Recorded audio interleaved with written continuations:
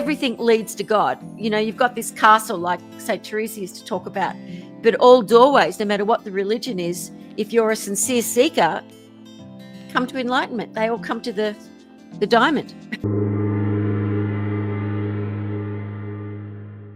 Welcome to the Consciousness of the Way. I am your humble servant and seafood, our master San Qing, and it is another day in paradise. It's good to be me, and it's absolutely great to be this new and amazing guest that I have on the podcast today, who, the list just goes on and on and on in relation to her own conscious seeking, right down to where she is presently as a practicing Buddhist monk. I want to welcome to the podcast, Michele Blood. How are you, my dear friend? I am wonderful, mate. Good on you.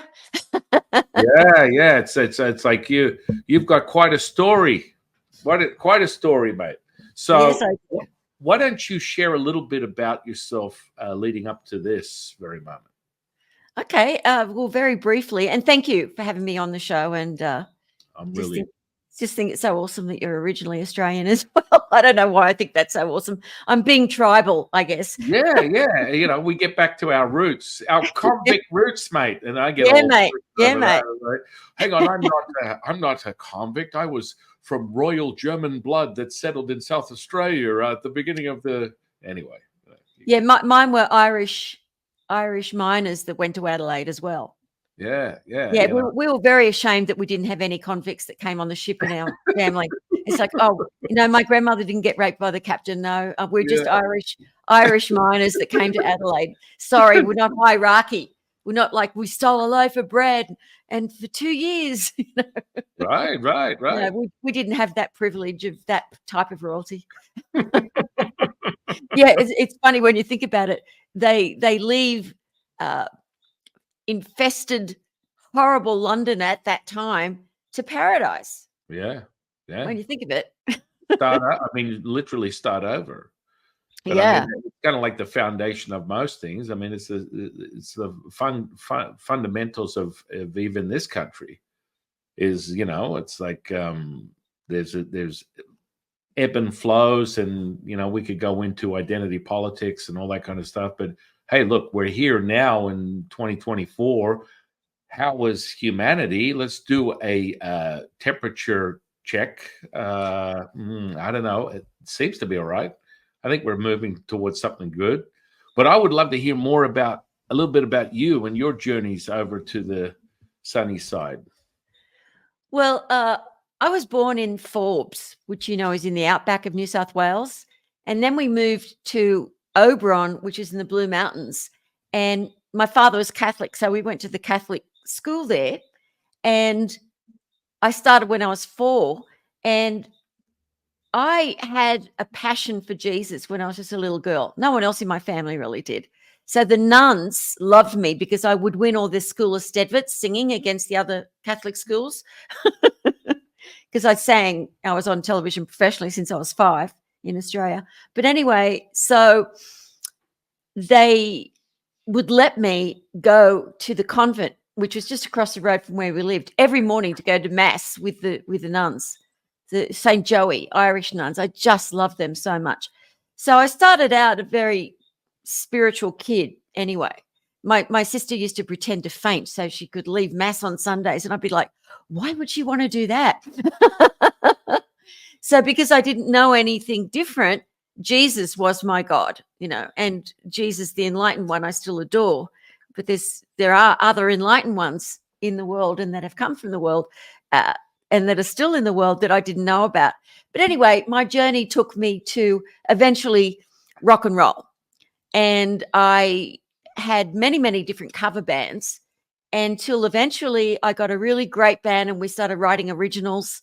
And at one stage we toured 7 years nonstop all around Australia. We toured with the Pretenders, In Excess, you name it, as the opening act, as they say.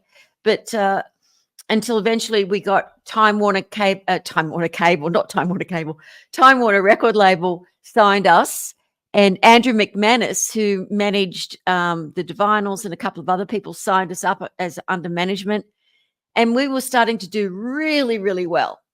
And you know, in the end, we were like on the same platform as Pseudo Echo and a couple of other bands. But just as we're about to take off, I have a near fatal car accident, and that changed the whole trajectory of my life. So that is how my new trajectory came. But I loved what I did. But you know what Australia's like. It was tough. If you can sing in front of 4,000 to 5,000 drunk Australians and still have them into it and not cause fights, well, you can do anything. And Yeah. so, you know, I was in the truck coming from Brisbane to Sydney. And as you know, that's a long drive, particularly back in the 80s. And the truck driver that I was with at that time, because we'd always have someone with the truck driver, because we didn't have the internet back then, so we couldn't do background checks. So we'd always have someone with the truck driver to make sure our equipment got to the next city or the gig. And he fell asleep at the wheel just as we were entering Sydney. And he went into a telephone pole. And as the passenger, I was asleep. All the equipment went into me, and I was, you know, just absolutely, my whole body was broken in so many places, bones shattering in the bladder. I was in the hospital for months and months and months and months. And that was the best thing that ever happened to me my entire life, to take me onto a new road so I could get back into my soul, my search, my spirituality. And it all happened through an accident. So when people say, you know, what's the worst thing that could happen? Well, sometimes it's the best thing that could happen. So that's how I really feel my real journey began.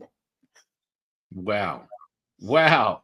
Well, you know, I mean, it is always that way, right? You know, we talk about it within Taoism. The Taoist seeker will be revealed. You know, it's like that chasing of the spiritual dragon, and you get a taste, whether it's an apparition, grandma talked to you in your mind, you felt energy, you saw a miracle, you had this out of body experience, near death experience, which gave you no other alternative but to be realized the potential of that veil being removed, and you're now like in some type of paranormal supernatural, you know, what would you call it, intuitive state.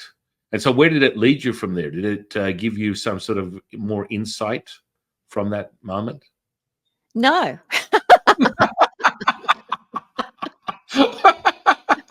Not at all.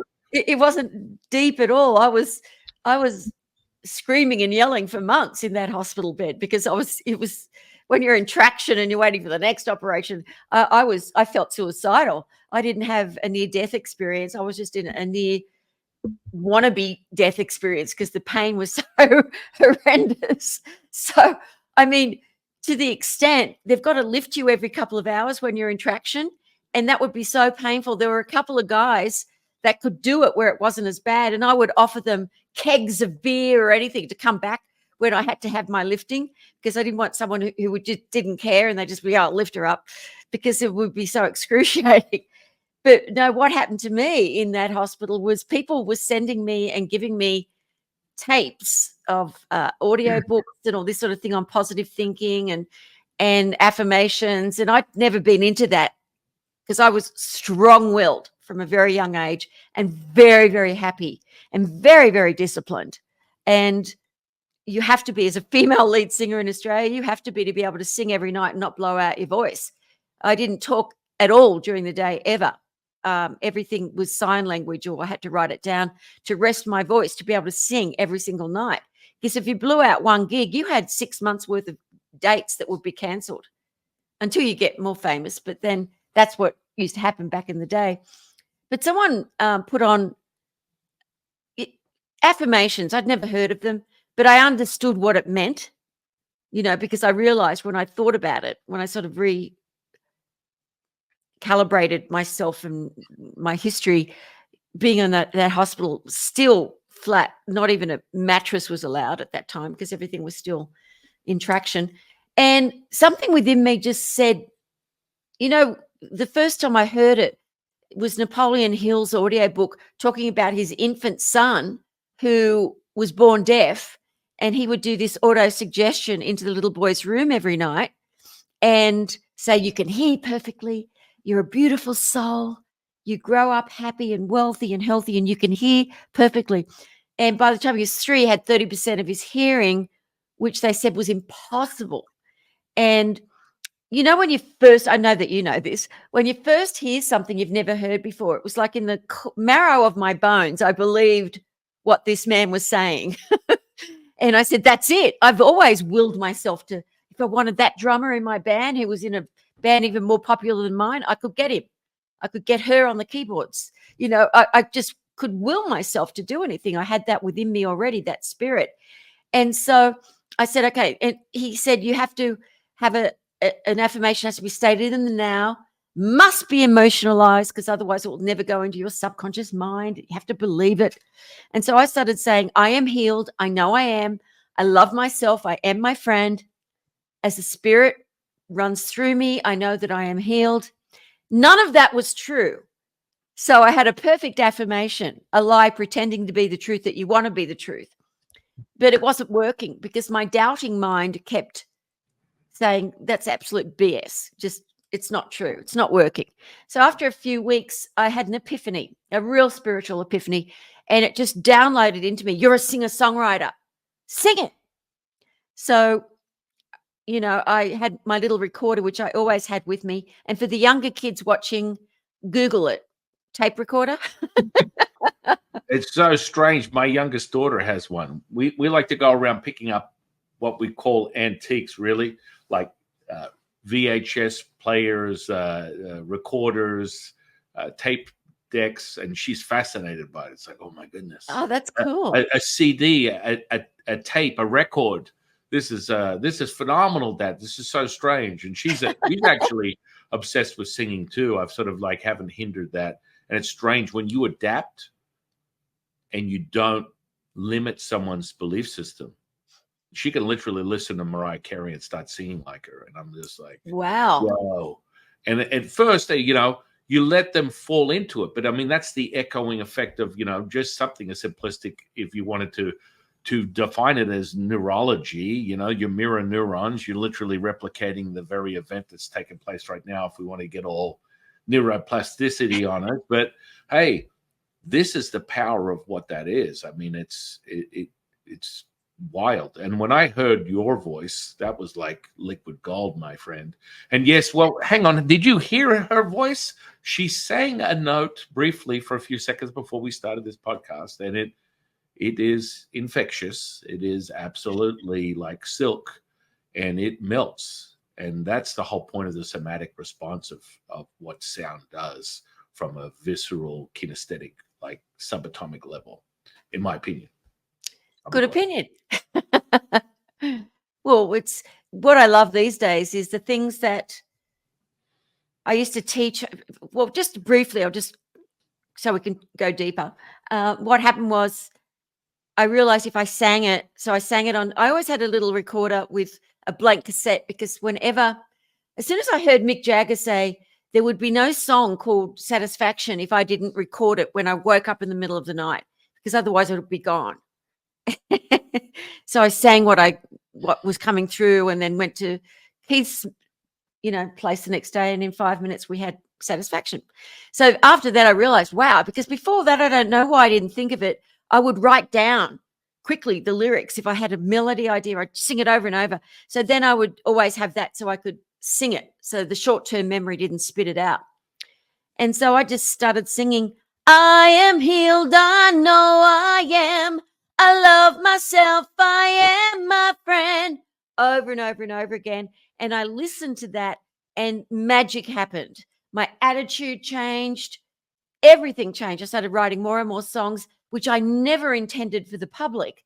But when I got out of the hospital and I was so healed, and crazy healings that were impossible were happening to me, I went into the recording studio with my friend John Beatty, and we recorded quite a few songs to do with all these different topics, because I just wanted it for my band, for our consciousness, because I realized that if this works that well, we can make all these songs. But then promoters found out about my healing in Australia, and they started, and journalists. So I was on TV and real life. You might remember that. It was similar to 60 Minutes. Yeah, I kind of remember that. Yeah, Leon Naxon's rock and roll magazine. I was in that on the front cover, all about my healing. And so what happened was they offered me a lot of money for me, $5,000 a gig back then. And I could sell my CDs at the back of the room. And I said, what CDs would I sell? Well, you said you've recorded all these affirmations. I said, they're not for the public. They're not cool. It's just little affirmation songs, pop songs. It's not like full on 48 track studio songs like I was used to, recording and producing with my band. But so the first, I replicated 500 CDs, made up a little cover and put the affirmation lyrics in. There were like 10 songs on there. And I said, oh, it's crazy me making that many because they'll never sell. But the first gig was in Adelaide, and it was with Dr. Deepak Chopra, Dr. Wayne Dyer, Dr. Tony Alessandra, and Stuart Wilde. Do you know Stuart Wilde? No, I'm not familiar. Taoist from England. He's left the body now. He's a Cockney, Italy, not Italy. What's the place where the mafia come from in Italy? What's it called? Sicilian. He's a Sicilian Cockney and extremely funny. And I just got him. I loved him. But anyway, so I would sing these affirmation songs. They put the lyrics up, get everyone up on stage. And by noon, all the CDs were sold from the first gig. But anyway, Stuart Wilde was the one that I really, really connected with because he's a Taoist and he's an irreverent mystic. And I was on my path. I'd started on my path because the affirmation songs and doing the affirmations and everything so much, my oscillation, my frequency was higher, was faster. So I was more open and receptive to wanting to know what this heart glow I certainly had. I'd call it heart glow. And this whistling in my ears, what was it? And he had all the answers, Stuart Wilde. So he was, and I love, because I'm rock and roll, I love that he could curse and say, I effing love God on stage, And I said, that's what I believe a true spiritual person is, someone who has no judgment. They can be irreverent. They're not trying to pretend they're all holy and something. So that was really, he opened the doorway for me to really understand and get into meditation. And then I ended up working with Bob Proctor. I did a gig with him in Sydney, and he didn't want me to sing at all. He was like halfway through the gig. He came backstage at night, was at the Four Seasons, which was the Regent Hotel at the time in Sydney near the Opera House. And he said, I did not want a singer on this tour with me. And I said, good to meet you too, mate. How's it going? And then he started laughing and he said, no, I'm just kidding. This is the best thing I've ever seen. This is what we've been teaching for years, positive thinking, affirmations, affirming what you want. And he said, and you do it, you've got spiritual songs, miracles. And he said, I remember all the lyrics. You've done only 3 of those songs. And I want to work with you all over the world from this moment onwards. And I said, well, I'll have to give my band notice. And I did. I gave them 6 months notice. And then he sent me to Kuala Lumpur and I started from there. And it was just amazing. The people I met, the places I went to. And he's the one who said to me, you're looking for enlightenment. I said, I've read Yogananda's book. I'm starting Swami Muktananda's book, Play of Consciousness, St. Teresa of Avila, Interior Castle. I really understand that they're all talking about enlightenment. And I want to know someone who knows God. And he said, well, I was very blessed to have for 3 years an enlightened teacher. And he said, you want to find an enlightened teacher. So that's when I started really traveling. When I'd hear, a whisper word on the street, there's an enlightened teacher in Japan right now. There's one in India doing this. And so I was looking for an old bloke, bald, grey. And in the end, Andy, baby. Yeah. In the end, I found this beautiful, Canadian, but lived in America, woman who was 10 years younger than me, who'd become enlightened 3 years earlier. And I was blessed enough that she decided to take me on as a student. I went off the grid for 14 years and traveled all over the world with her and studied and meditated until I eventually had my own awakening. And, I've been celibate now for nearly 30 years and I was ordained in Bhutan by her and met all these amazing monks and different people. And now I don't really think of myself as Buddhist, even though I was ordained. I think of myself as just a spiritual person who loves to teach about all different aspects of spirituality, to anything to do with mysticism. It doesn't have to be Hindu, Buddhist, Taoist. Everything leads to God. You know, you've got this castle like St. Teresa used to talk about, but all doorways, no matter what the religion is, if you're a sincere seeker, come to enlightenment. They all come to the diamond. So now we can talk about anything. There's the story. Amen to that. Oh yeah. Oh yeah. No, that's really amazing, because I mean, you know, a lot of people resonate. The resonance is really what we're speaking of. That's the commodity of the true essence of what a seeker acquires. So, you know, in summation to the viewer, everything is light to wave to matter to particle, realized from your attention, intention, creating an energetic potential that has a vibration, and that vibration has a frequency. That frequency met with a resonance, and yes, it will be yours. Oh yes, within the language of a Proctor manifestation, that's kind of like where it's at. The master manifester obtain that resonance, and it will be yours. Oh yes, it will.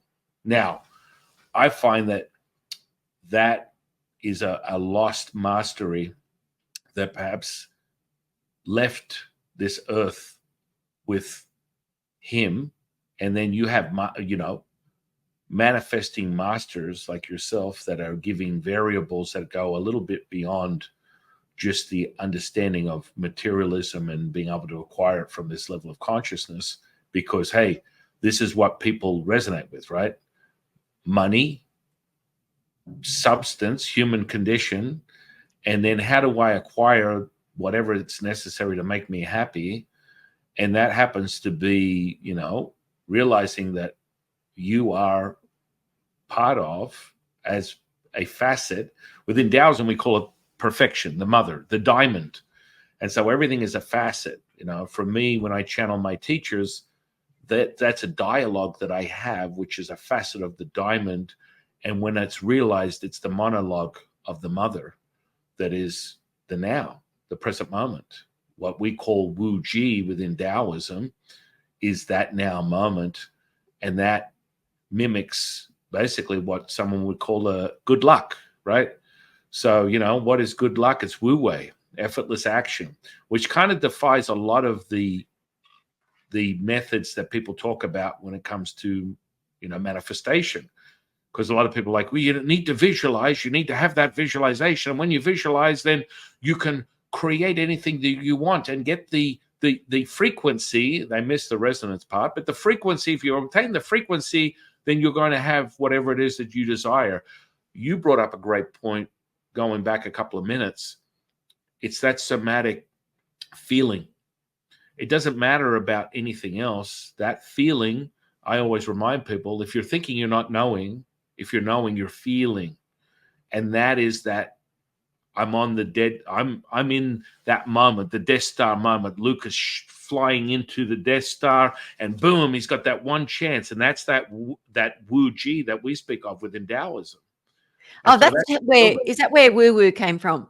Yeah. One of my dear friends, Julie Ryan, who's a intuitive healer, and I always use the woo woo, and now you've completely given me the insight, son, on where woo woo came from. It's the Wu Ji. Well, yeah, I mean, it's that present moment. And so, if as a Taoist seeker, everything is a bellows. You are contracting, expanding at all times. And that's it. And what is that? Well, people are like, Jaffu, what does that mean? It means that you're all things and nothing at the same time. And as a dear friend of mine, Tom Campbell, would say, that is your opportunity to be aware. Consciousness is being aware you have options. So is your glass half empty or full? How do you perceive your reality from the dialogue of your humanistic experience? So what does that mean? It means, like, you know, you can sit in the weeds and cry because mommy didn't give you 5 cookies when you were 5, or you can suck it up and realize this is so much bigger. But you have to have that near-death experience, right? So you had that near-death experience that brought you to a point where your guides, your teachers, your frequency, God gave you an awareness that this potential was there, and the sound that you were given as this incredible gift as a part of your incarnation is like, holy moly. So when you sing, and sound is always so epic for Taoists, we use the tonality of the seventh generation transmutation of what we call Mandarin, simplified or traditional being Cantonese. And, I have a love-hate relationship with both as I'm moving through my Guilo version of that. And people are like, what is Guilo? Well, it's like a derogatory term that is used for white spirit. And most of the people of my generation, I turn up on the doorstep, they're all Asian because they're superstitious. And they're like, I asked for the Taoist priest, you're a Guilo. And then afterwards they're like, how does a Guilo have more reverence and ability to access this energy than any traditional Chinese that I've ever had as a Taoist teacher? I was a Taoist for 100 lifetimes before this. It's all right. We're waking up. And so you woke up, you had that moment, you went through. I mean, that's an epic story. And so now you're now, a practicing ordained Buddhist monk, and you're living in the sunny hills of California somewhere. And so California, what brought you to California of all places? Sometimes I get a rash when I think about California. I'm just kidding. I was doing a gig with Bob in what's the town where they gamble? Las Vegas? Yes, Las Vegas. And he flew me out from Kuala Lumpur to sing and do my thing at his event, as he used to always do. And I met this I'd already made a decision I was going to come to America because Bob said, I don't want to come back to Asia. I'm done with Asia. And I said, oh, okay, well, I'm going to go to America. And he said, well, I don't know anyone really in America, but I met this real estate agent, Wilma McIntyre. I met her because she was really upset about something, and I took her and had a talk to her, and she told me she lives in La Jolla and it's really beautiful. And anyway, so I decided to go and visit her, and my spirit just said, oh, I'm going to live here. And so that's where I first moved, was to La Jolla. And I had to go through a lot of loopholes to be able to get legally to live there. And then I realized I said, okay, I'm not going to lie or try to marry someone or do anything. I'm going to trust that if this is where I'm meant to live. And so then a friend of mine who was a big record company executive in Australia came to visit me, Chris. He used to run EMI, and we were just talking about me maybe doing a TV show in the States, and because he knew I was living in the States then. And I said, I really need a good immigration lawyer. And he said, oh, I've got Ralph Aaron Price in LA. I went and saw Ralph. Yeah, I went and saw Ralph. Because Ralphie was an interesting character from my injection into the American landscape. And you know him too? Rest in peace, Ralph. He died on a hillside somewhere in, Sherman Oaks or something. He was going for a run and died of a heart attack. Oh, I didn't know that. I didn't know he'd left been dead for a couple of, probably about 10, 15 years. But his son is, so we truly are in synergy. We're in synergy, right? Ralph Aaron Price. It's like, oh my gosh, the stories. Gosh. Well, he said, you're famous overseas, to a certain extent. Were you in magazines? I said, I was on the front cover of just about everything. And I kept all of it. And so I got an O1, an Outstanding Achievers Work Permit as an entertainer. And everything was okay from then on in. So that's how I got to live in America. And I just felt that I was going to meet my teacher. That was my main guidance. And 4 years later, I did meet my enlightened teacher that I've been searching for all over the world. In Balboa Park, we're in this little church in Balboa Park. There's only 60 people. She just started teaching. She'd been enlightened for 3 years. She went like this. She was just talking. And I saw gold come out of her hands, and my eyes started pricking up with tears. And I was like, and she came to me just as we were leaving. She said, what's your name? And I said, Michelle. She said, Michelle, remember to get in the car before you start driving. She could tell that I was, and I said, please, can you teach me? And she said, I'll be back. I'll be back to do another couple of public events. And eventually she said yes. And wow, that's, so I came to live in America because I could feel something was there for me, and it was her. It was her. Yeah. Yeah. I mean, you get that calling. It becomes Absolutely. apparent. You know? Yeah. It's that sobering, reality that the intuitive state that you're in is the truth, not the head screw that is the intellect that wants to compartmentalize everything and separate it and identify as, this human condition. And that's the part where people get a little deluded. As my dear friend Martin, the Buddhist monk, would say, I'm just sitting here observing the dukkha. I'm like, okay, whatever, bro. I'm into the energy because we are Taoists and alchemy is our bag, baby. And we are second to none when it comes to internal alchemy. In my opinion, I'm a little fanboy, perhaps, maybe.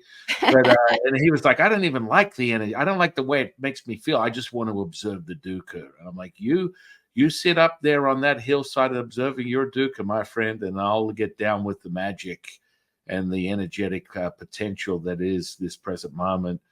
And, we all have our own path. We all have our own journey. I mean, I always remind people, if you dismiss someone else's belief system, you dismiss your own.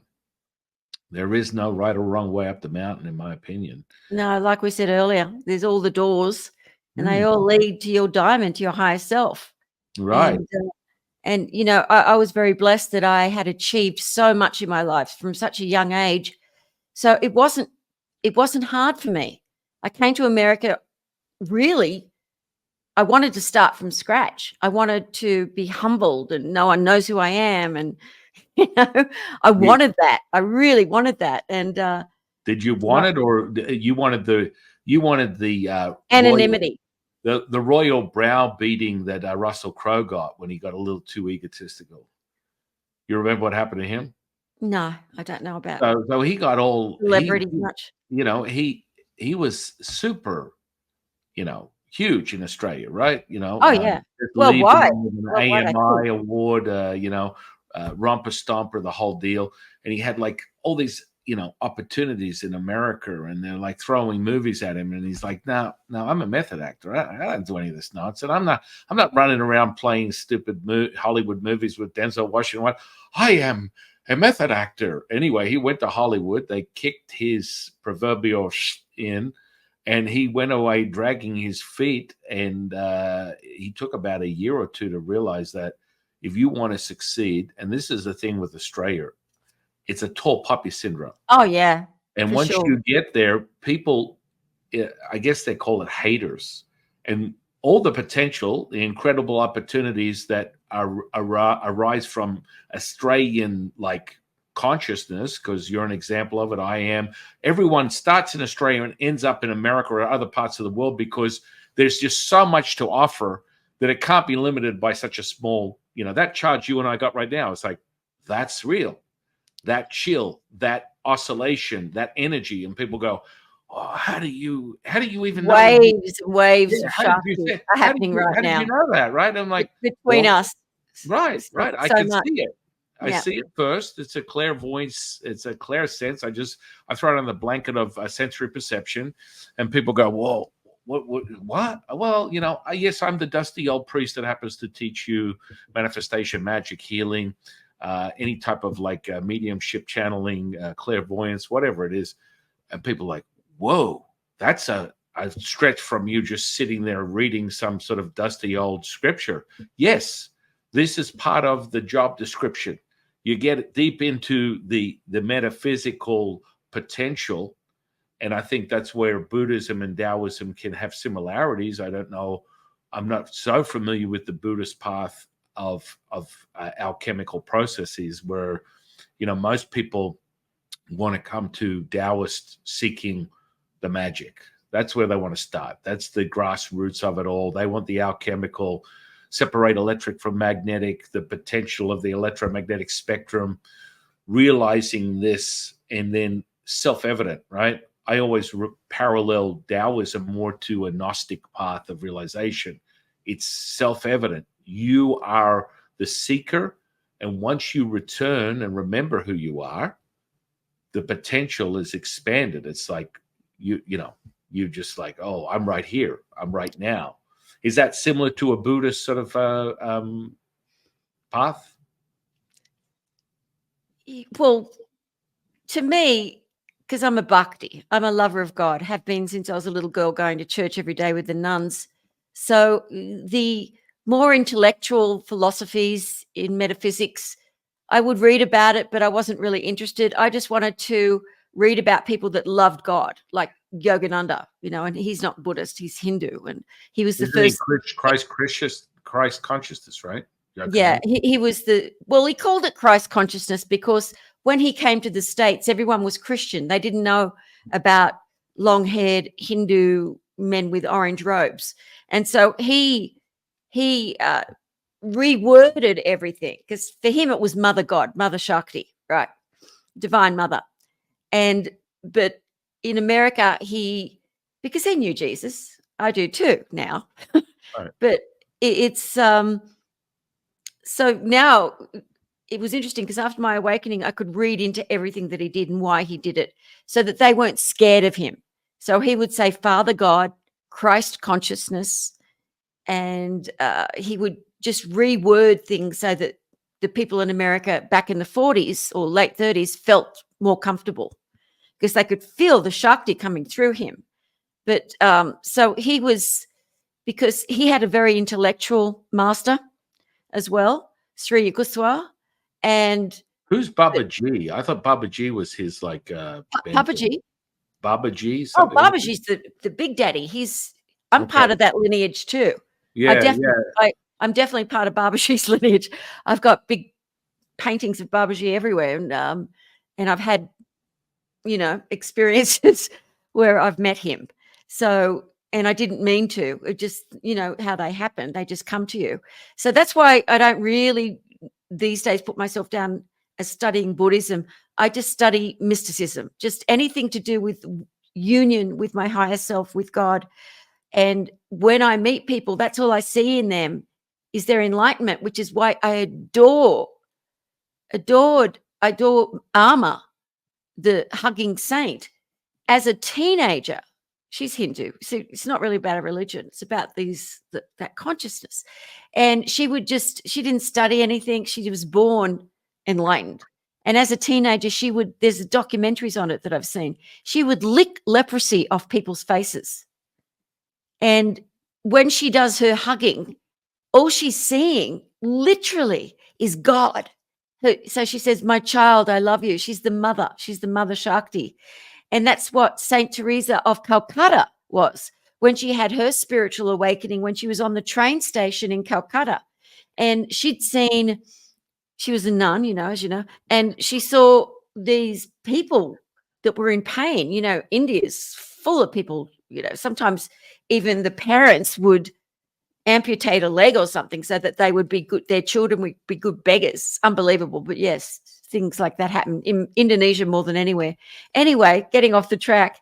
And she had this epiphany. That man who was suffering and begging, who had just one leg, was Jesus to her. So that's why she never caught any diseases or anything, because everyone she saw that she healed and helped, she saw God in them, her version of God, and she was wanting to be there for them.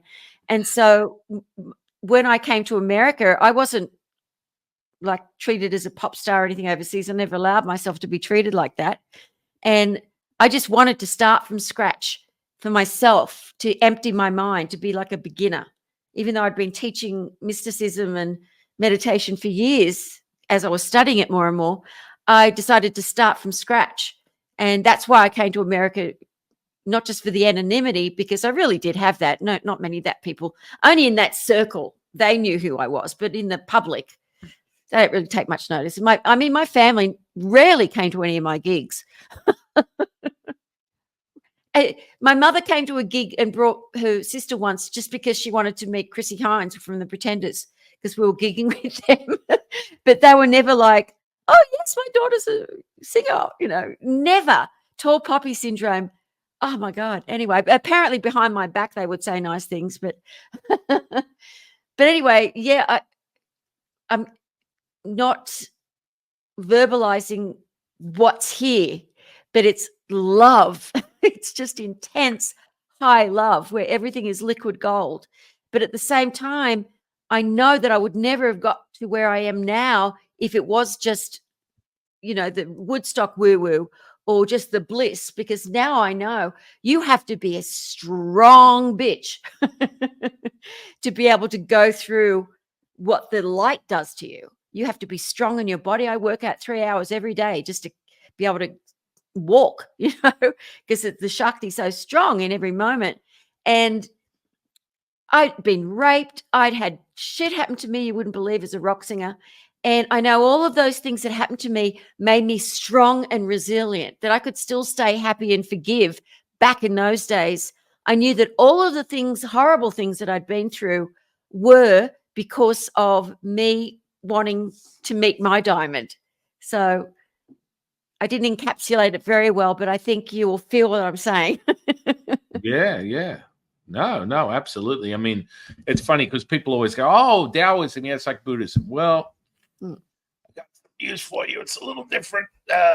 Let's have a little rundown. So, Tao, I attribute Buddhism, Taoism, and I've had this conversation with one of my dear friends, the Buddhist monk, Martin.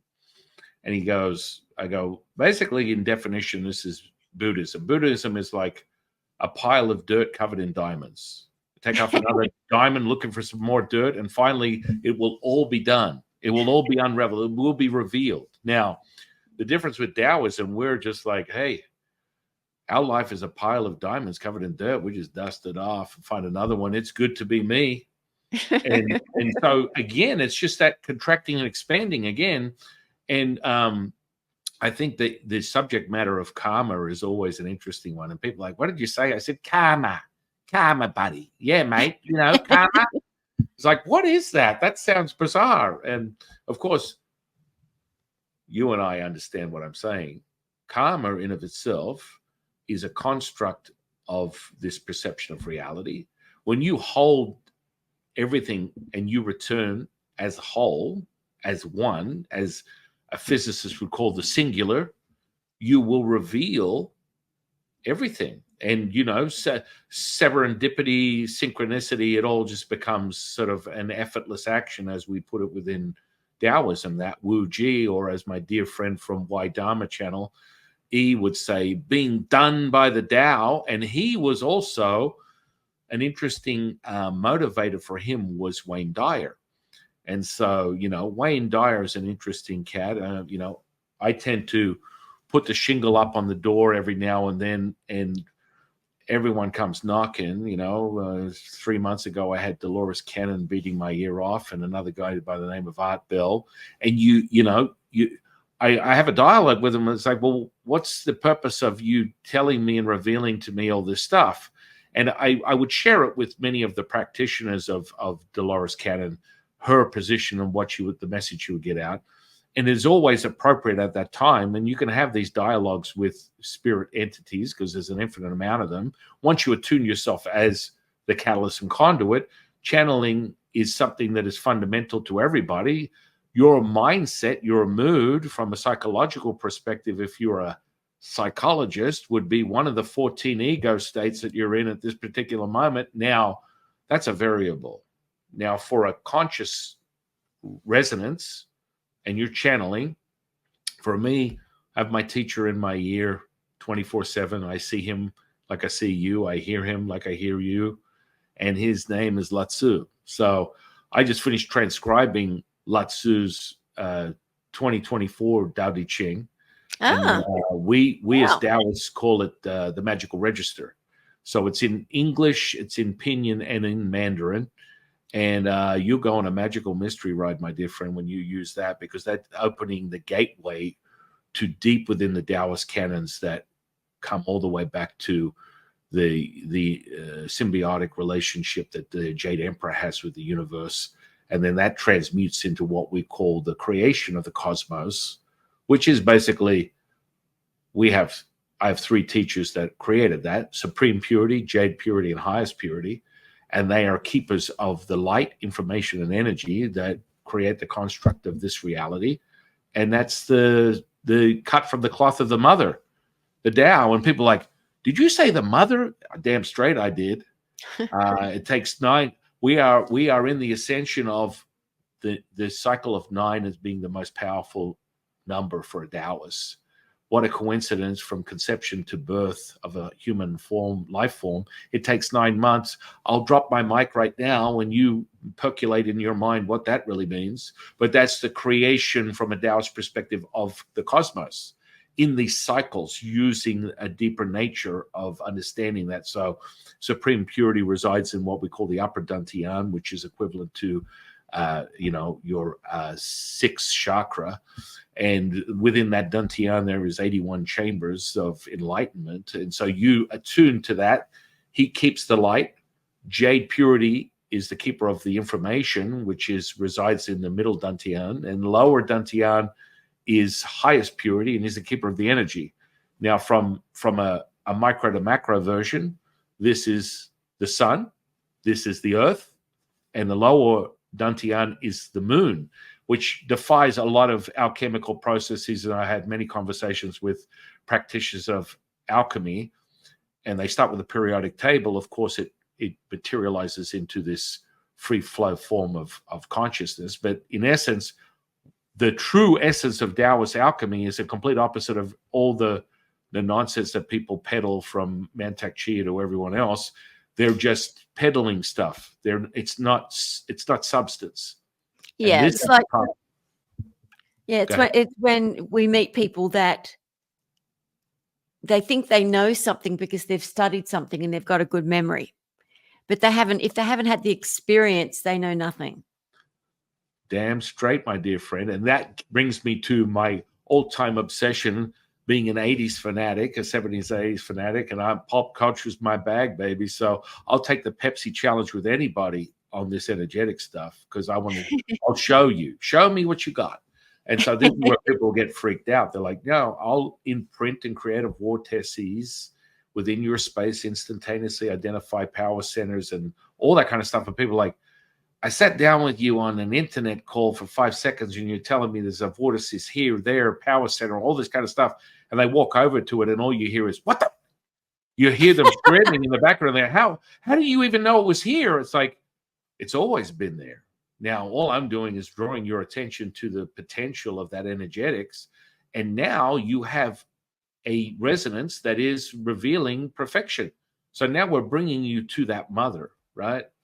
And so that's where Taoism and Buddhism, from my perspective, sort of like become problematic in that sense. But again, there's so many variables of Taoism. I mean, we could go into thousands of different versions of what a Taoist sect is, and a lineage. And it really, quite frankly, I think both of us have come to this conclusion. It's whatever you want it to be, and the self-evidence realization is the experience. The experiencer has to be able to validate it and make it repeatable, in my opinion, or it just becomes a fleeting moment of potential delusion, which is basically what my dear friend Martin talks about, the dukkha, the distortion of what is. And when we get back to it, what happens? We get back to the sweet synchronicity. And every time you open your mouth, my dear friend, I melt like butter on a frying pan, because that is returning right to it immediately. And that is so profoundly healing. Is reminding someone. That is just mind-blowing to me. And I'm very grateful that you're sharing it with myself and the audience today. And we've just got little snippets. It doesn't take much. You're already oscillating and resonating, but then you just pop off the juice a little bit and all bets are off. So you teach these people, these practices here in America? I teach all over the world now, because when my teacher Kundalini, when she stopped teaching and I'd become awakened, she said, okay, the baton is to you, even though she's younger than me. And one of the things that she said, the reason you're going to be able to teach and to transmit is because you're used to, as you say, thousands of drunken Australians. So my resilience and my strength had given me an ability to be able to handle anyone's energy. I don't lose energy ever. If all I see is God in each person. And if I see someone, without judging them, but I see that they're just coming into because they just want the energy, particularly people that have had an enlightened teacher, they really don't want to do the work or put the meditation time in, but they want to get the transmission. So when I can feel that there's a little vampirism going on there, well, I release them lovingly. I don't teach them because I just want to teach the people. You don't tell children what they're not ready to hear, in other words.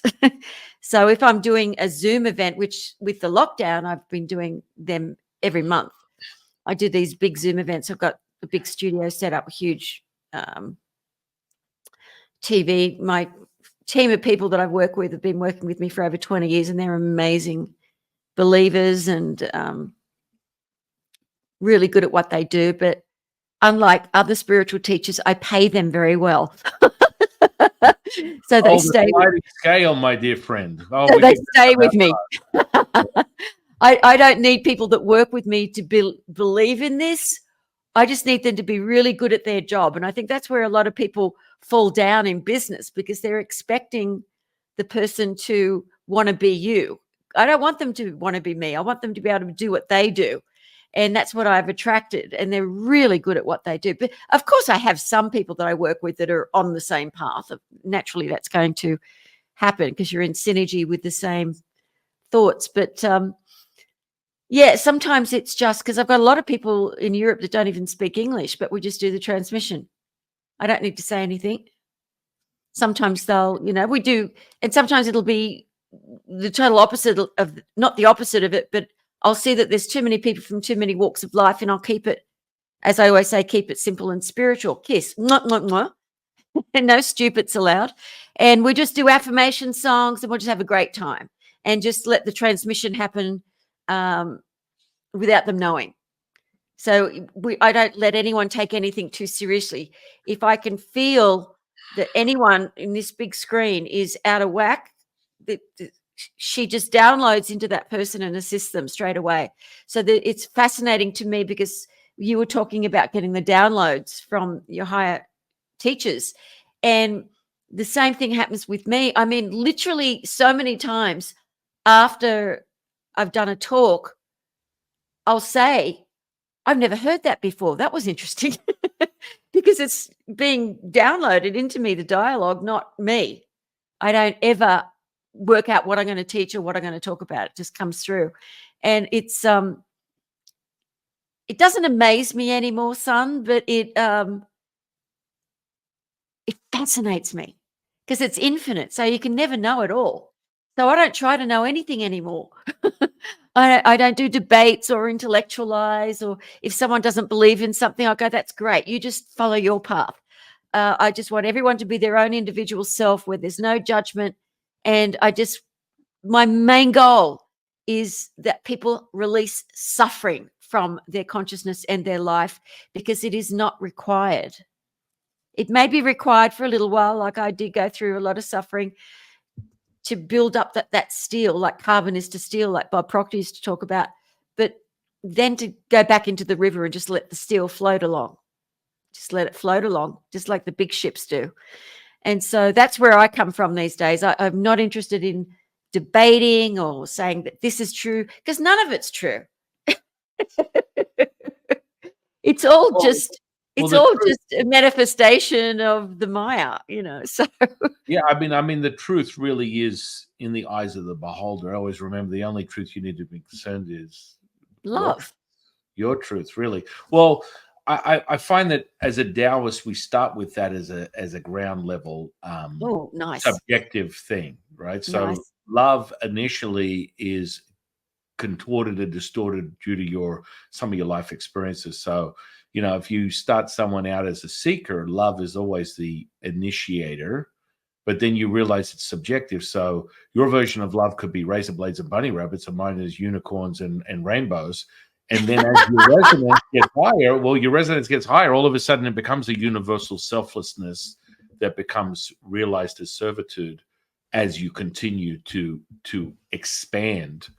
And that's where, you know, all of a sudden there's nothing to even talk about. As you said, it's like it's not about you know, whose football team is better. Rugby, mate. No, you know, it comes The down. Swans.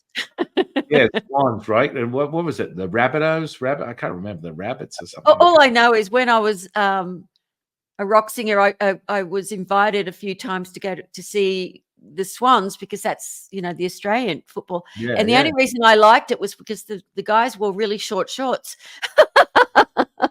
And then if you ever came across a rugby player and you knew it was really good, you had no teeth. Don't worry about it. Right. Yeah. That's right, What a dangerous game. Oh my God. Well, yeah. I mean, you come over here and I'm like, They're really? all with their pads on and Really, come on. Are we big girls' really blouse, measuring big girls' testosterone? blouse. Yeah, we're really measuring testosterone now. We take off all the armor and let's get down with it. And then that's a whole different ballgame. But yeah, no, I love the way that you're sharing that with your audience, with the people that are resonating with all your material, because it's so important to find your own path. That's why I parallel it. You know, the closest thing I've ever come to the alchemical process within Taoism is a system called Rosicrucianism, and that is even still, in essence, a little absent of a lot of stuff. That's why I get a lot of people that go, "Holy crap, you really have the secret sauce." Absolutely. Let's get down with it. Let's get it going. Showing you is the answer, not the pontification of contemplation within some concept or theory, or it means nothing. And so, you know, when you speak, you know, because you feel it. It's like I could say anything, just like you say, you know, you don't specifically have a curriculum. It's whatever goes on right now. It's being transmitted, and I'm getting the information, and then it goes on. It's like, if I didn't need sustenance for this physical body, I would literally not eat for weeks on end, because they can just, I write books in minutes because I'm not writing anything. They just hand it to me, and it becomes very clear. And I love the way you said download. Now, the evidence of an entity from a physicality perspective, from a transmission or channeling, is literally like you're having, you know, this Star Trek moment of a teleportation, where there's a beam of resonating light and heat and energy that transmits through your physicality that is undeniable. And so, you know, for me personally, when I channel, it's like take out a stick and put a marshmallow on the end of it, because you're going to cook it with the transmission of what comes out of my physical body. And then that transmutes into a digital format. And that's kind of like when you know you're in that sweet spot. Now, some people will say, I've probably a collective of channelers now, because I've been in this space for maybe 12 months. And I've got like over probably 50 or 70 channelers that are legit fair dinkum, mate, channelers that are really in tune with their information, and they're getting information. I find that you probably noticed this within this digital sphere, this interweb. There's all this nonsense that goes on where, you know, there's almost like people like you and I are welcome, because it gets clicks, it gets views, it gets, you know, the potential of, you know, what is. And within social media, it's, what are you going to grab someone's attention with? And so when you can get someone who can legitimately share these experiences with you, you want more and more of these people on your channel. I find that the problem with this has been more the exploitation of this very ability. And that's where I get a little bit, you know, no, this is for the people, and let's bring this to the people, and not be another click of a near-death experience per se that blossoms into, this healing ability, which both you and I have experienced. Yet this is really important, that the seeker gets to hear it from us, and it's not sort of like altered or diluted, which happens on social media, where you have a conversation. If I have a conversation, my longest podcast was 7.5 hours, and I didn't move from the seat, and I could go for 20. A dear friend of mine, Tom Campbell. I don't know whether you ever heard of him before. He's a OBE or master. Used to work with a guy by the name of Bob Monroe from the Monroe Institute. Tom Campbell was like, one of the guys that helped construct a lot of the stuff that was used within 3-letter organizations across history, transmuting sort of like NK Ultra and other things, where your gateway, the gateway meditations. These are all things that were developed from Bob Monroe's out of body mastery. And so, of course, the government loves to get their hands on this type of stuff, or attempt to, and that then blossomed into what we call binaural beats. But Tom Campbell's been in the game about 60 years. He's 80 years young. He's this bright young fella. But we have a conversation, and I'm about to publish one tomorrow. It's the second one we had, and we go for like 3.5 hours, and neither one of us take a breath. And you look and you go, okay, you're married, I'm married. Yeah, we need to get off here before we get like divorced or something of that nature. You can keep going. That's that juice that you and I are speaking of, that resonance that's there. And when you get it, I mean, it's abundant, timeless, endless, limitless, infinite. And so for me, the method is so important. I find that, teaching people the ability to remember who they are is always great. And we can go around and be the ambassadors to their well-being and help them find enlightenment. Human beings tend to stay in that humanistic expression of pain and suffering that we speak of earlier. So it's like, okay, so you sort of become the wet nurse, because this is what happens. When I'll accept and allow anybody, but when I become a wet nurse and you're not bringing in and absorbing what it is that you're getting given by the transmission, then my personality is like, do I have to continue doing this? And then my teachers are like, well, not really. No. Okay, thank you. And then they look at me and they're like, what just happened? Well, personally, my personality was, I have no idea why I'm teaching you, but the big guys just said, I don't have to anymore. So have a nice life. And people go, what's going on here? What happened? It's like, you have to also understand that sometimes in this incarnation, reincarnation, whatever it is, perhaps it's not for you. Maybe you need to find Michele. Maybe you need to find Dalai Lama. Maybe you need to find someone else that's going to help you resonate.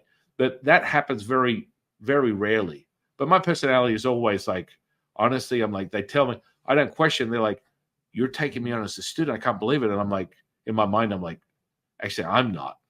Personally, I'm not seeing it. My personality's got a little. I'm not. It doesn't make sense to me. But I don't have to make sense of anything. I'm listening to a higher consciousness that goes, share this with this person, and I'm like, and it's never, in decades of me teaching people this stuff, it always ends with, oh my goodness, this was profound. Watching their evolution, watching their expansion. That my personality was like, honestly, I wouldn't have even picked this person as being someone who wants to open their consciousness, but it's part of that collective realization. And I think what's really important that we should share with the audience is, you have your personality. Don't erase it. Anyone that tells you need to erase your personality, that you should possibly about face and run in the other direction, because there are no absolutes. Your only absolute truth is whatever you perceive in your reality. Not if someone goes, this is the absolute truth of all things, the answer to consciousness is this. You need to stop, about face, and run like hell, because there is no absolute. So when people get this whole idea that, hey, look, this is the only training method for healing. And you know, my students be like, Jifu, but this whole podcast should be talking about Taoist alchemy. And I'm like, that's right, I'm a fanboy, and I have evidence that I can teach you this stuff and it works. So I have no problems reiterating the fanboy Taoist seeker path, because that's what this material is about. But you may not resonate with that, and that's okay. You resonate with Michele, and Michelle's the answer. And so what I got back to was Tom, you know, really free flowing. It's never ending. And that's that first thing. Like you said, you're more energized. And I think for the audience, Michele mentioned what we call in the industry, is it an industry? I don't know. I guess an industry, a psychic vampire, which is generally something or an entity that sort of transmits through a human in human form. But it's like, well, what do you call that? What's today's 24? A Karen. You know what a Karen is? Maybe a Karen might be a little bit more appropriate. And that's just someone that hasn't found their path yet. You see, a lot of people tend to go, oh, well, they're a lost cause. Now, my personality sometimes in my mind, I'm like, yeah, nah. But when you expand and you become selfless, there is no right or wrong. There just is that present moment, that fluidity, that woo way that we speak of. And so for me, when I get there, it's like my personality is, I like driving my side by side in the desert at 100 miles an hour, eating chocolate bonbons and watching Netflix. That is my personality. That is not the present moment. The present moment has no place, person, or thing, no title. And that's the only way you know that you're obtaining that resonance, is that self-realization of that manifestation, magic, healing. And it will be shown to you. What are your thoughts on that? Yeah, I think it's definitely shown to you, because when I was with my teacher, she wouldn't, of course, she taught us chakra meditation, and we'd meditate together for long times, and different things to do to help stop thought. But when I started having experiences that she never talked about, the first time I heard this rushing, buzzing through my head, and I was going through like what I call a stargate into these different dimensions. And it took me 2 years to mention it to her. She went, "Oh yeah, that happens all the time on your way to enlightenment." And I was like, I'd never heard of it. I was Googling it to find out what it was, because we didn't sort of ask too many questions. And speaking of students or people's souls that come to us, I totally relate to that, because there's been a couple of times when a person was just so not open, but wanting it so much. They're building up a brick wall in front of them. And I would be, I don't think I can teach this person. I don't think they really want to know. And then I would just immediately be given, no, teach this person. And every time that's happened, that person has grown.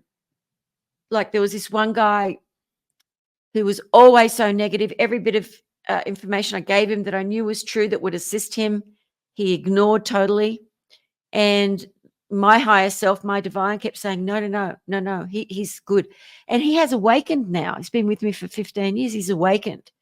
And if my person who didn't have synergy with this person and just felt like it's a waste of time had listened to that instead of my higher self, we wouldn't have another enlightened teacher in Ireland right now. So I totally agree with you. You've got to listen to, I never do something that I feel like I've got to do it ever. It's just a river that keeps flowing into that eternal ocean. You And talk about, yeah. yeah, I was just going to say, your references are really poetic. I mean, we always speak about all rivers return back to the ocean. And, you talk about the river, it's the flow. As Bruce Lee would say, it's the flow, baby. Back in the 70s. Bruce Lee. And again, good old Bruce came to me about a year ago. Oh, really? I did a 2-part. If you look on the channel, it's there. And he went deep into the curse that was overwhelmingly evident within his family. Yeah. he went deep into it, I went through it with him and explained it to the audience. And it was like, what a coincidence. He comes to me on his 50th anniversary of his death, which I knew nothing about. And then he just goes deep into how he was, his life was shortened due to contracts that were not completed within certain entities that he played with. And of course, his teacher was a Taoist teacher.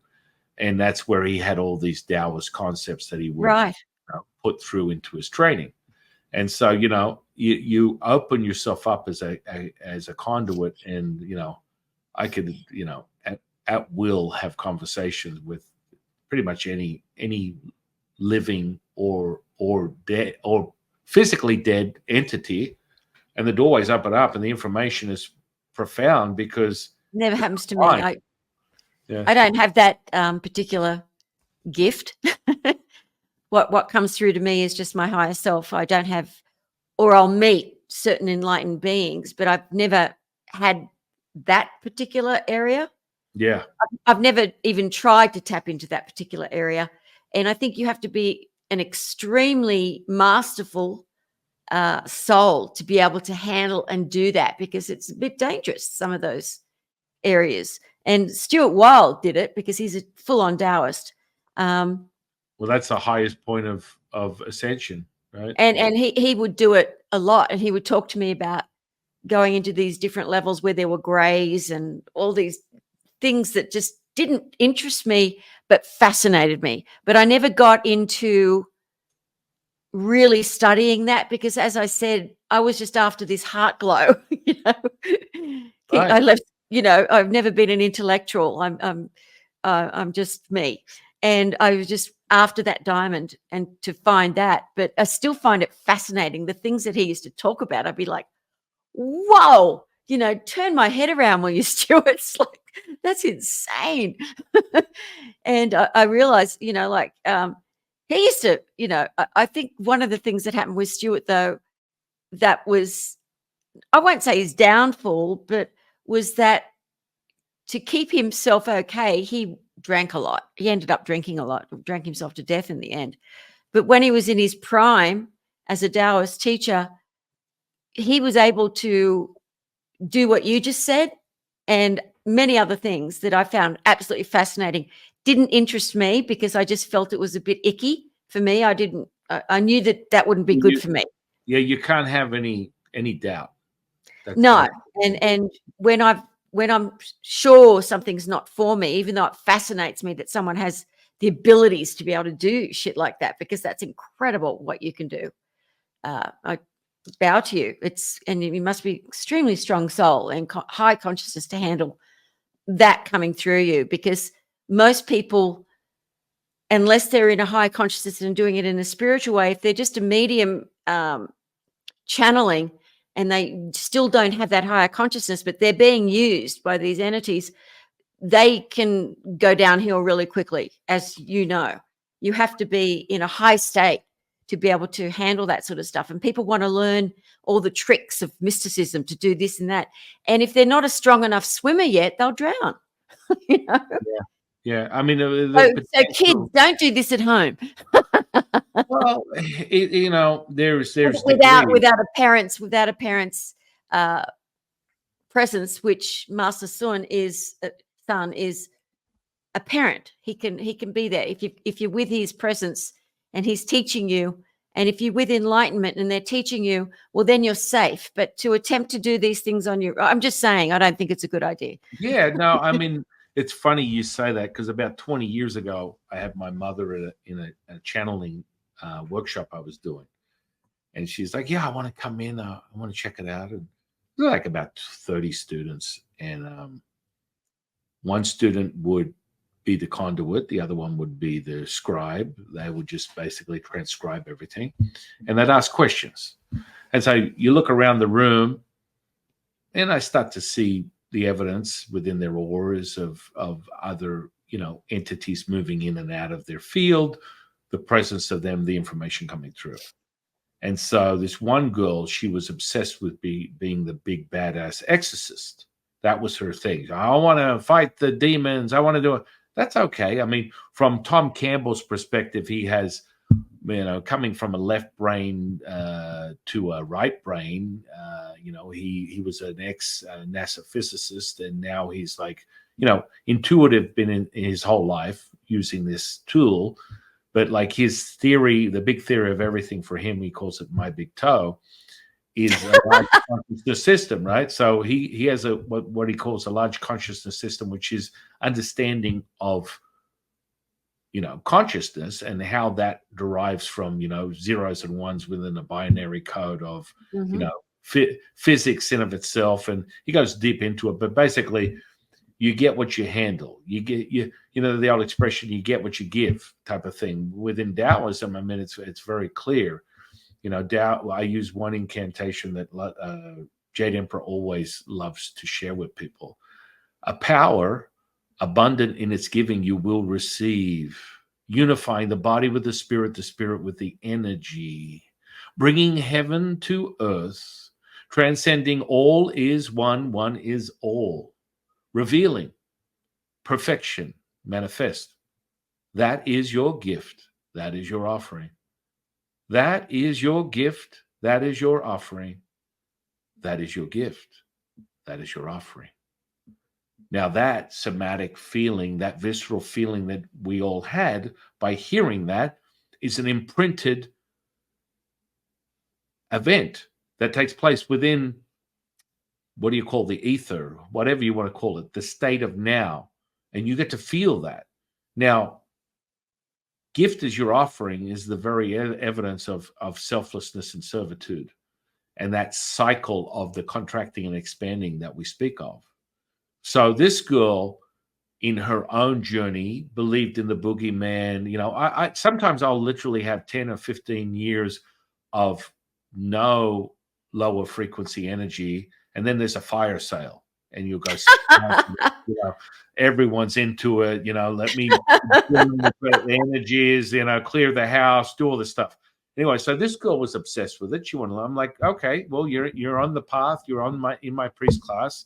That most people wouldn't make it past the first 3 years, but most of them don't make it past the first 8 months. But in any case, she was in it, and I started noticing these entities sort of morph in and out of her field, and then I moved the student aside, started having a conversation with it, and then she went from this sort of nominal, sort of earthly energy to something a little bit more demonic, because this is what she was looking for, right? Because be careful what you're looking for. You're creating your construct. This is, if you wave the flag, it's going to come and find you. It's like anything. And if you're fearful, that will be the first downfall of your experience.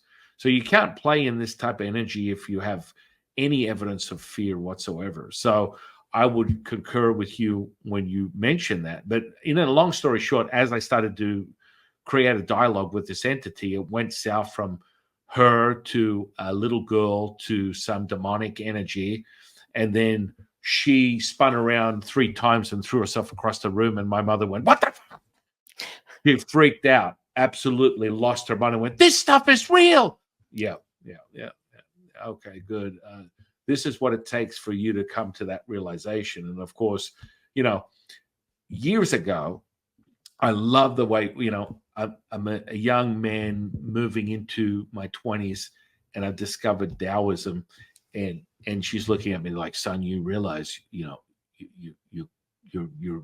it's quite evident that you're becoming part of a cult, right?"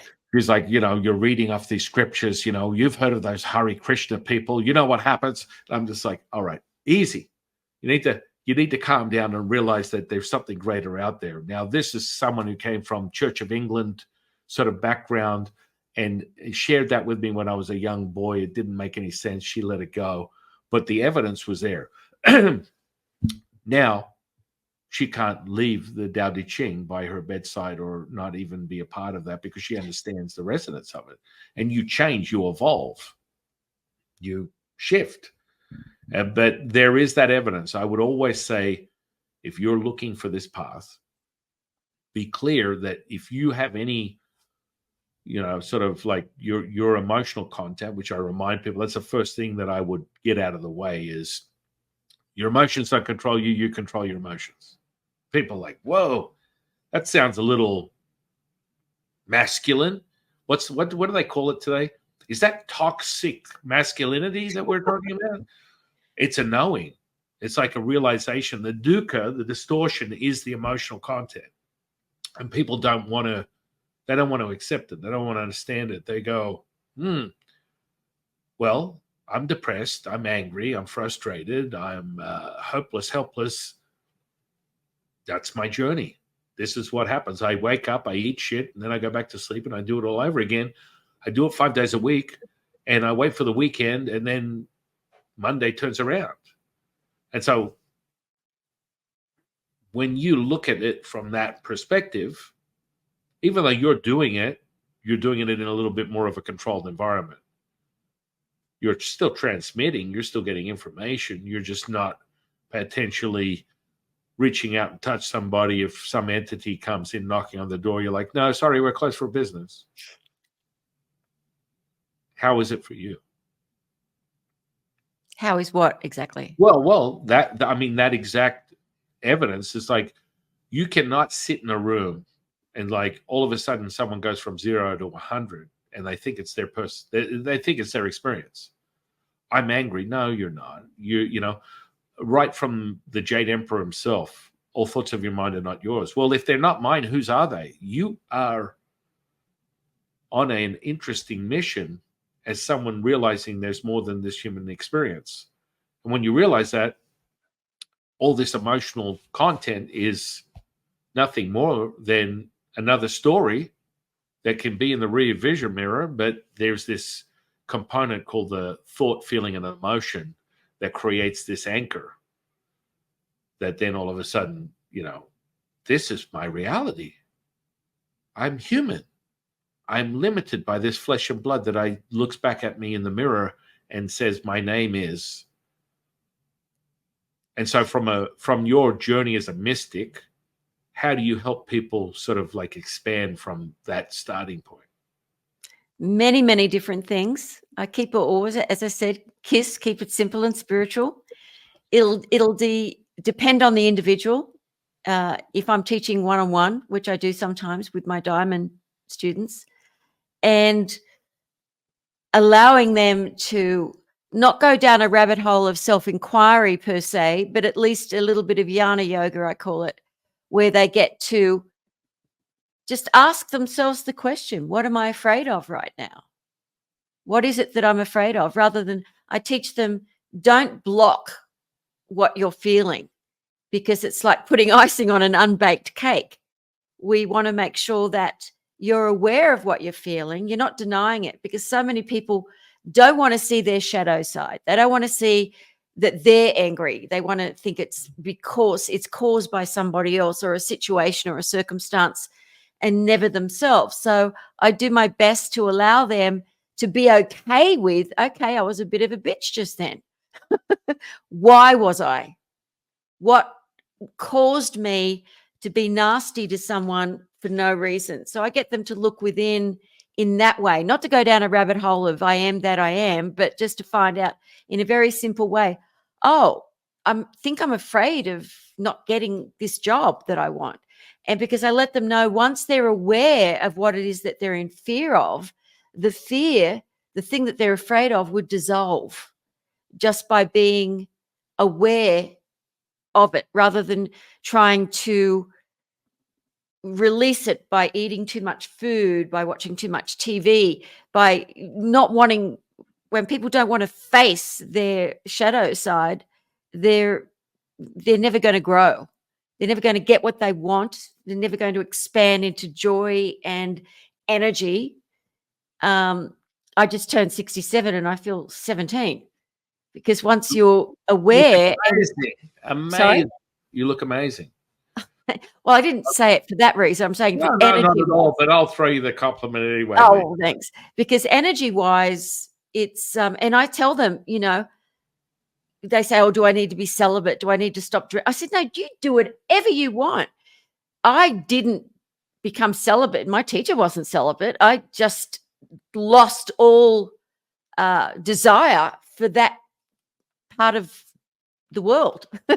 I'd always been very disciplined as a singer, looking after my voice. I never smoked or drank or did anything like that, but I had boyfriends and sex. I loved it. But when my awakening happened, I lost all that type of desire because it was just all for God. And I say to them, you do not do what I did. No one has to go to that extreme. That was just my path. Your path can be very simple. Just as long as we're releasing some suffering and we're bringing in more opportunities and success and things that will give you inner fulfillment, so that you don't feel like at the end of the day, oh shit, thank God that day's over. You want to feel at the end of that there's no end of the day.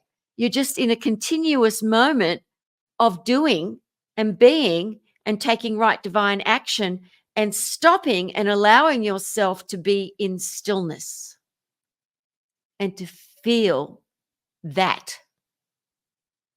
And that is what will release the shadow side. But to start with, I just tell them you must be aware that it's not any person, place, or thing outside of yourself. Anytime that you are feeling reactionary, it's coming from you. So I'll say to them, you'll still bear witness that crap and horrible things happen in the world, and people getting decapitated and people starving and wars. I said, but when you no longer are attached to it, you feel compassion for it, however, you don't become reactionary, well, then you know it's not within you. You're not causing the wars anymore. You're just bearing witness that that is actually what's happening. I'm not hiding in under a rock and going, oh, I can't be negative. I can't be negative. I've got to be positive. I say that's ridiculous. That's you're not strong swimmer yet. You've got to acknowledge that all of these things are going on in the world, but release your idea of being attached to it or reactionary to it, because that means the reason these things perpetuate in the world is because it's within everybody to be in war, to be in anger, and that has to be gently released. And you have to be tough on yourself. Somebody can't just be there and transmit light. No, you'll be happy from now on. No, anybody that says the path to freedom or awakening or enlightenment or whatever you choose to call it, when they say it's easy, they're trying to sell you something. It is not easy, but it's worth it. That's what I say. Amen. Well, again, I mean, easy, hard. I mean, good old Bobby boy. Let's get back to Mr. Proctor. God bless him. Is the glass half empty or half full? Where are you at? Where's your mindset?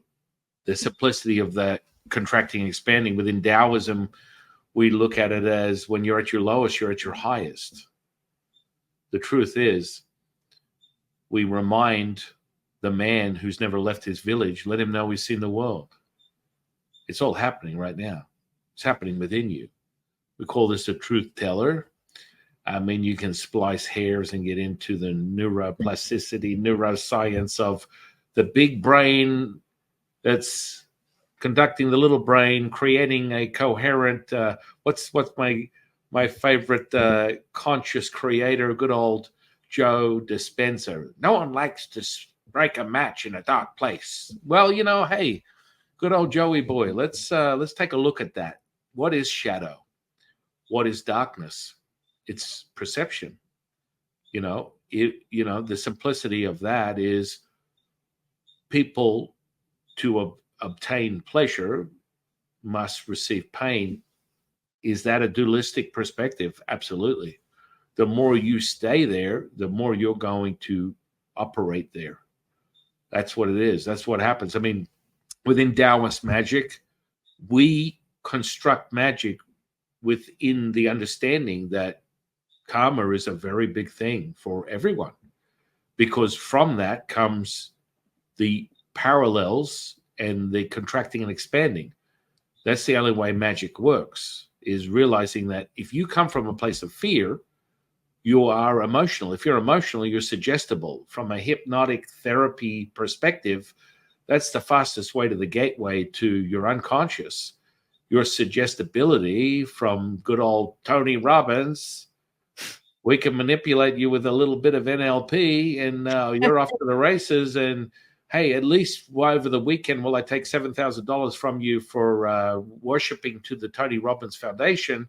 you will believe you've got some tools to help you master your life and become, the next Tony Robbins, which I find a lot more of. That's not the case. It doesn't happen because that energetic potential, that kinesthetic, visceral response that you have has to be replicated. So if you don't know, if you're unable to replicate that resonance, then you're going to fall short on your aspirations, your dreams, your desires, which is what most manifesting teachers will lure you with. You can obtain anything, right? I always tell people, hey, you want to get that feeling? Get your favorite song, whatever it is. I don't care what it is. Kumbaya, my love, or 50 cents candy shop. It doesn't matter. You find the peak of that resonance, because that's where that artist, as you would know as a musician and such an incredible healer, that peak is where you're inputting and transmuting that resonance into that very moment. And you can tap into that charge you and I got right now. That is it. And that's when you go, okay, I'm at the ha-ha moment. Now, that has a lot to do with the construct of Taoist sex magic. And that's where, a lot of this, for example, you're celibate. A lot of Taoist alchemy for a male is being, abstaining from any sort of sexual practice. Biggest lie ever, like for a Taoist alchemist. And so a lot of men end up with physical issues. They come to me and like, I haven't had sex in 7 years, and now I have a prostate the size of a bowling ball. And I'm like, okay, let's start here, because you're remember, when you truly accept this present moment, you're abundant, timeless, endless, limitless, infinite. That means that if you tune into that present moment, that aha, that resonance that we're speaking of, you can create anything as a creator, right?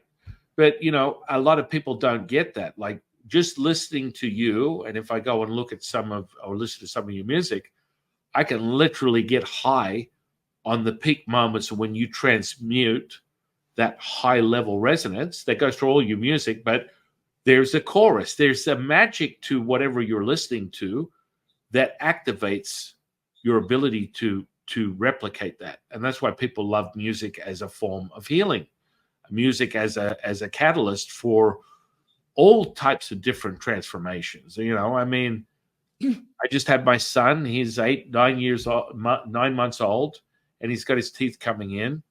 And, his personality is, I'm a pill. I'm going to be very, very, very boisterous in my communicating with you, and it's pain and suffering. And so all I do is, if one of my kids has him and he's crying, I just pick him up and I just tune into the center point of where he is. And he goes from crying for like 10 minutes to just like sedated and high as a kite. I adore babies. Right? Aren't children just amazing? I mean, they're your children. I have 6 myself. I love babies. And when I'm at an airport, I'm at a lot of airports, traveling a lot. And when I'm in a restaurant waiting for a plane, which is a lot of the times, and there's so many, I always seem to attract people with young infants. And I just tap into them and I just say, hello, remember that you are God. And they start giggling. And they're in that consciousness, particularly between 1 day to like 9 months old, say, or a year old, maybe even less, but when they're really young, like 3 months old, you're just talking to God, to higher consciousness. And it's just the most exquisite, beautiful experience to see babies. I mean, when I was a kid, I used to offer to babysit for no money. So my mother's always like, I can't believe you never got married. You didn't have a million kids because you loved kids. And I said, well, it's not my path. Yeah, I mean, I personally have 6 of my own. Oh, congratulations. 12 Good on through you. 12 through to 9 months. The first, wow. The last 5, I've taught them the fundamentals of how wonderful. obtaining consciousness. So the last 3, 12 through to 8, 12, 10, and 8. I've taught them many different things, from remote viewing to clear sense, clear vision, audio. They chose. Sorry, they chose well. Those souls really well, were. Yeah, like, they tune in real God, fast. I can go into this particular vehicle, and finally, I'll have some decent parents that I can teach later. Well, yeah, I mean, literally, when they engage in a healing, I mean, it's like lickety split, and it's about obtaining the resonance. But I always tell people, look, from a Taoist path, there's 9 stages to, developing these skills: physical body, energetic body, spiritual body, sun body, earth body, moon body, oneness body, ultimate, and then being with all things. And so there's an ascension of development that comes with that alchemical process, and it's tangible. You should be able to repeat it. And so, I think a lot of people that are seekers, fundamentally, when we talk about conscious and unconscious, from a Proctor model of understanding using a manifestation model, is the simplicity of something that's sort of like a gateway level or entry level, that people should realize that, creating a brainwave, which is really a transmission of where you're at in your own consciousness. If you want to transmute it on a physicality level, being able to define what it is, people should understand the simplicity of things like hypnosis, because they don't understand that this is taking place all the time. When I come across NLPers, I'm like a little bit, my personality is like, okay, well, what's your purpose behind your need for, NLP? Well, I want to help people. No, let's be honest. Let's be honest. You want to manipulate people. And they're like, oh, okay, you got me. And I'm like, look, it happens all day long. Inside of a fraction of a second, you can have a conversation with someone. And then people go, well, how did you do this? Like, my children and I, we live, you said Las Vegas. We live in Las Vegas. Oh, okay. So I'm in Nevada. I'm a little bit outside of Vegas because I couldn't handle that. But we'll go down to the Strip sometimes and do family day street magic. And, it's like, hey, it's like walk up to a group of people that are partying and go, hey, would you like to feel bliss? And they're like, yeah. They're in the party mode. Their friend gets the camera out and they're videotaping it. And then the same second they say that, I go, sleep. And their friend's like, and they're standing up, their friend's out cold. And it's like, how did you do that? What's going on? Well, I already brought the resonance, and my kids love it. So they start programming these people, like, erase their name, take their wallet and keys, and it's like, you need to understand that this is taking place with everyone, and that you have bad actors that manipulate. And so their friends videotaping this whole thing, and the friend wakes up and they're like, what's going on here? And you'll have their wallet and keys waving in front of their face, and they're like, I think I'm missing something. What's going on? Now, from a psychologist's perspective, that is what you call a reverse hallucination. Yeah. Moreover, these are states of consciousness that people get into. And in a fraction of a second, you turn their mind into, I'm Justin Bieber. And they go, oh my goodness, it's Justin Bieber here. Now, I think people need to understand that this stuff is going on for people all the time. They need to be aware that these are states of consciousness. And if they don't, then they're literally fodder for manipulators. And that's not part of spiritual growth. I think people understand that. No, I mean, I've worked with, I'm not going to mention names, but some pretty big names that I've toured with. And one of the reasons I loved getting off the grid was because I didn't believe in what they were teaching, and I didn't want to be part of a big event where there were all these teachers, and I get asked to do these symposiums or whatever they are all the time. And I'm like, I don't know who these people are. And I'm not going to, I've got a very large list of customers. I'm not going to promote your event when I don't know who these people are. And the reason I kept saying no to working with a lot of really big names was because I I'm not being negative about it at all. I just don't believe in their form of sales and huge ticket sales that they would be. And I'd be, but we're going to offer you this much money, Michelle. And I said, look, I've seen people sell their cars to come to one of these events and they get nothing from it afterwards. And I just don't believe in that. I think you're offering a high ticket sale to very vulnerable people. And I don't want to see them lose their house because someone says, oh, get rid of your job. You'll be able to do anything after this event. And they're all pumped up for the day. And then they're, quite frankly, very spiritual term, they're effed afterwards, And so that's why I stopped working with those sort of situations, because it's very manipulative.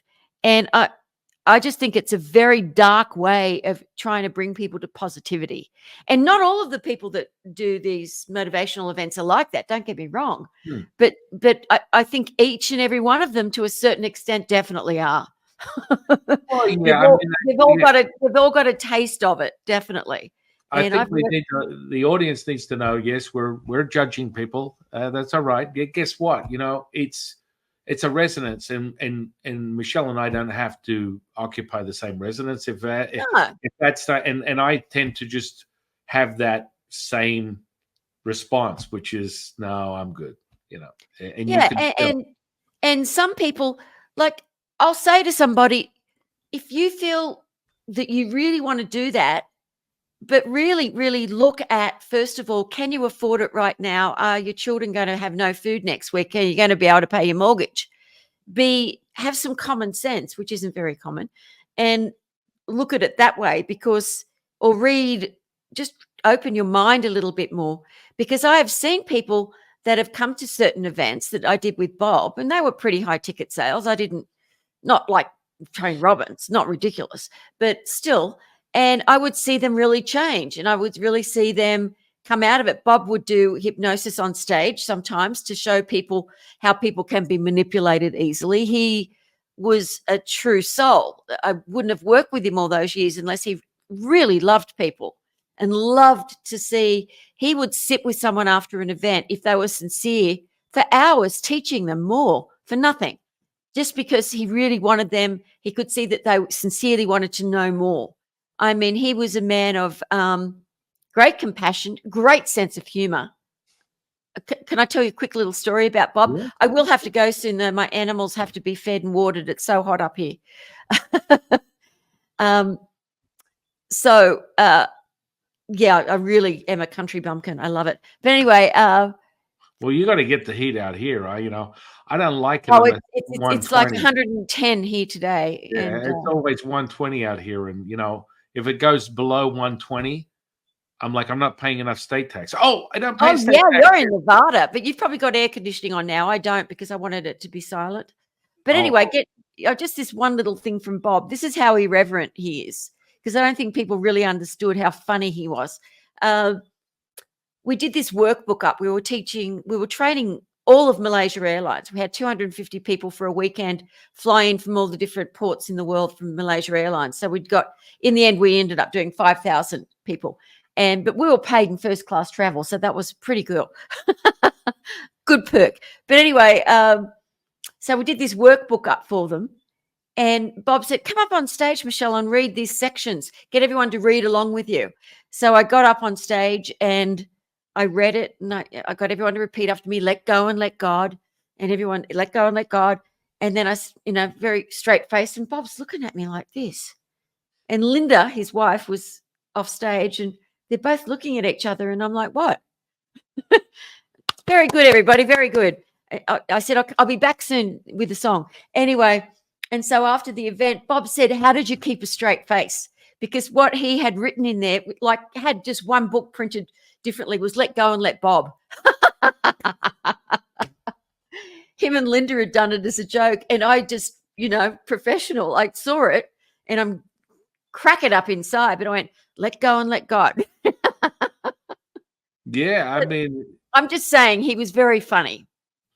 I think we both come to the same conclusion. There's always variables.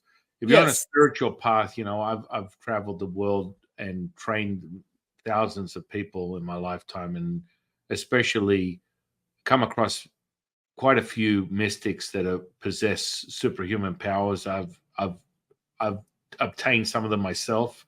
They don't get me warm and fuzzy inside. Me seeing a physical, mental, emotional healing is what gets me warm and fuzzy inside.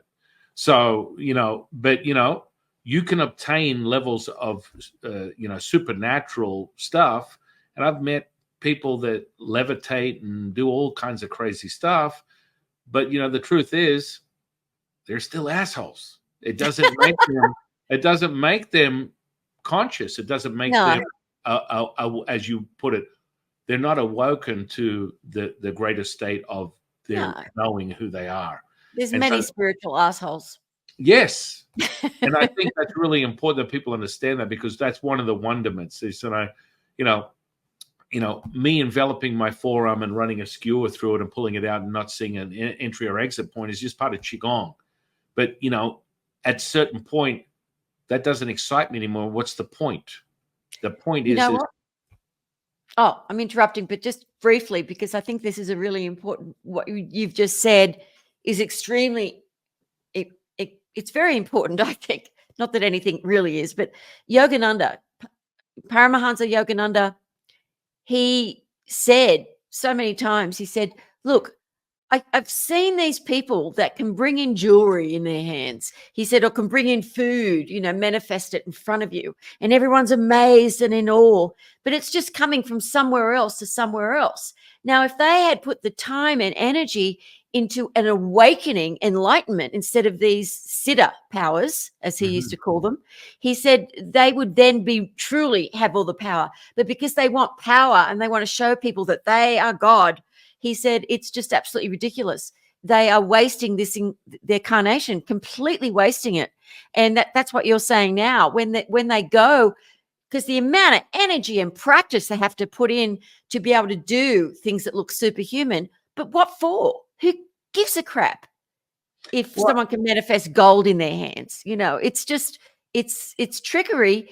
And because this world is an illusion, so anything can be manifested, and you can walk through walls. I've done it. You can do many, many things, but I don't talk about all those different things. I can with you because it's you. It's not someone else who'd go, oh, this woman's full of shit. I'm doing a podcast with you. Don't tell children what they're not ready to hear. But it's because this world is absolutely amazing. Everything can be done. It's just everything is an illusion. Everything can be manifested. Everything can be done. I see miraculous things that I don't think of as miracles anymore all of the time. It's just part of life for me. And you don't share all that stuff or say, oh, look at me, I am God. Like Yogananda said, there was a man he met who was from India, and he said he was in early enlightenment, but he wasn't fully awakened yet. And Yogananda came to him and he said, Yogananda, I am God. And Yogananda started laughing. And he went, well, we're all God. If he knew the word asshole, I'm sure he would have said, well, you're just a spiritual asshole, aren't you? And all of these words I'm talking about are highly mystical terminologies for an Australian mystic. And I mean, we've just come together remembering our bond and friendship in past lives, and I'm just super excited to finally meet you in this incarnation. Yeah, it's been beautiful too. And I'd be happy to have another conversation or do anything with you in the future, because I just think I love for people to, as I said, I love people to follow any path. I was speaking to someone yesterday who was really into, self-inquiry. And I said, does it make you happy? Does it fill your intellect? It looks like it's really something good for you. And he said, yeah, I just wanted to know with you. He's okay, because it's a student of mine. I said, look, I don't care if you're manifesting snakes biting you and proving your faith. I said, I don't care what you did. I've done all that sort of crap.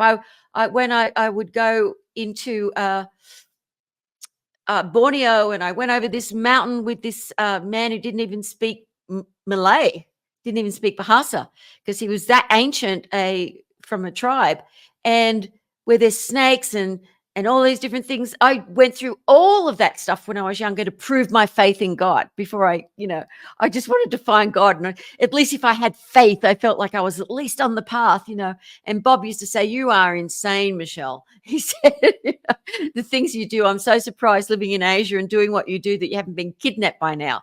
Because I was very young and pretty and little blonde, Well, He said it's just insane. And I said, "Because I have faith." And he said, "Well, you must have, because that's crazy stuff that you're doing." And once upon a time I was allergic to apples. I'm not allergic to anything anymore. But anyway, so I would get on a plane. I would make sure I ate an apple to prove, because when I ate an apple, my throat would swell up and I couldn't breathe. I would die. So I was ambulance, even if someone had put a little bit of apple juice in pineapple juice by mistake, or however they made it. So I would eat an apple on the plane to prove my faith. But then when I would get off the plane, I'd have to immediately go to a chemist and get some Benadryl because I was allergic. So I learned the hard way that trying to overcome different things, get to know yourself, your higher self first. And if certain powers and magic start coming through you, allow them to come through you, but don't focus on them or be attached to them or think that you're not spiritual unless you have some power. That is absolute BS. So I do have to go and feed the animals now.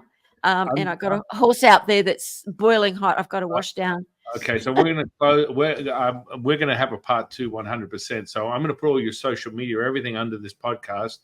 I will close with this. What is your definition of consciousness? Consciousness, true consciousness is everything. Everything is consciousness. It is vibrating light. Everything is consciousness. And I'm not talking about the mind of consciousness. I'm talking about God. It encompasses everything. Everything is consciousness, and that is all there is.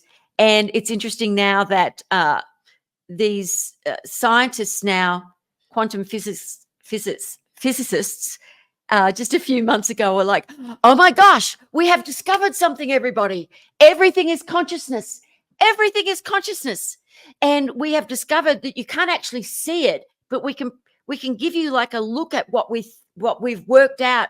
The patterns of the consciousness is that we're all one, that we're all holograms, and there's dark holes aren't really dark holes, and it's so exciting. You can't see it, but trust us, we're scientists. It's true. So the Buddha is going, "Yeah, I think I talked about that a couple of thousand years ago."